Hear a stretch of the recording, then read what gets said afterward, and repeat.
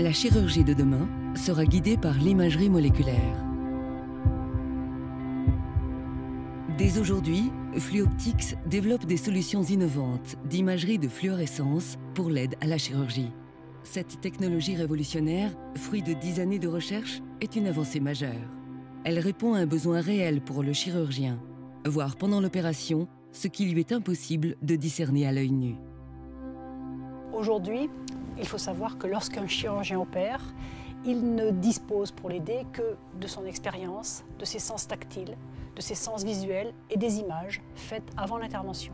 Or, il a souvent besoin d'informations complémentaires sur la physiologie, sur la biologie des tissus sur lesquels il intervient. L'imagerie de fluorescence va lui permettre de visualiser ces informations en temps réel pendant l'intervention. Les principes de l'imagerie de fluorescence sont assez simples. On injecte un traceur non radioactif à un patient et ce traceur va soit se fixer sur des zones d'intérêt, des ganglions ou des cellules tumorales, ou bien rester dans le réseau vasculaire ou lymphatique.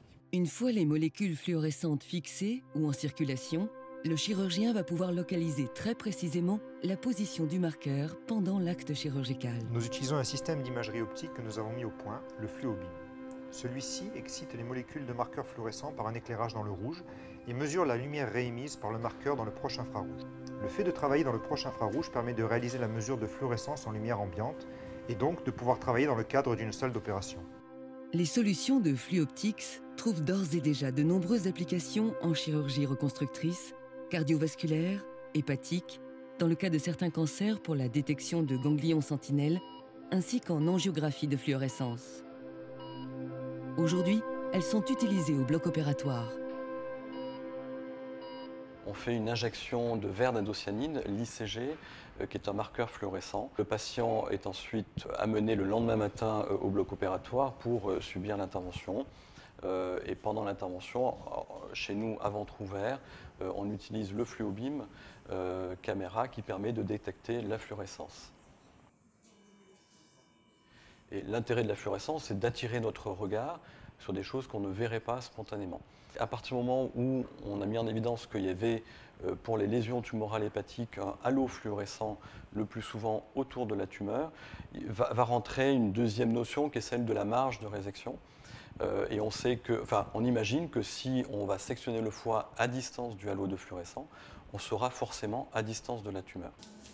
Aujourd'hui, l'imagerie de fluorescence est utilisée quotidiennement à Paul Brousse, au cours des hépatectomies et au cours des transplantations. On va examiner le foie avec la caméra à verre d'indocyanine et on va être capable de repérer des lésions qui sont à la surface du foie, qu'on aurait pu louper par une exploration palpatoire ou visuelle et qui vont apparaître comme de petits spots fluorescents à la surface du foie. Donc c'est vraiment un appareil qui permet d'avoir une imagerie temps réel. C'est un œil supplémentaire, c'est de la réalité augmentée péropératoire.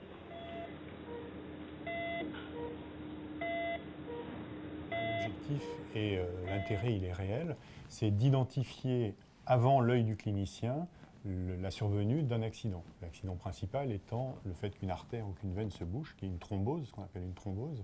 Plus vite on intervient sur cette thrombose, plus on a de chances de sauver le lambeau. Et ça, on a montré sur les quelques cas qu'on avait que la fluorescence est beaucoup plus sensible que l'œil du clinicien.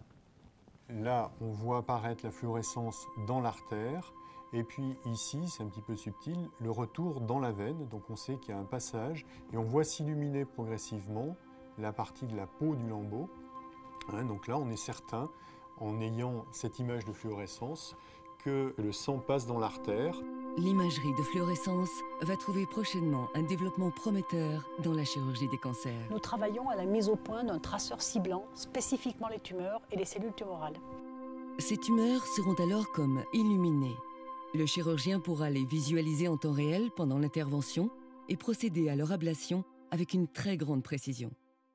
Ces traceurs ciblants sont très attendus dans la chirurgie du cancer car l'intervention chirurgicale reste la première ligne de défense contre cette maladie. Nos solutions vont permettre non seulement d'améliorer la prise en charge des patients, mais aussi de contribuer à la diminution des frais de santé.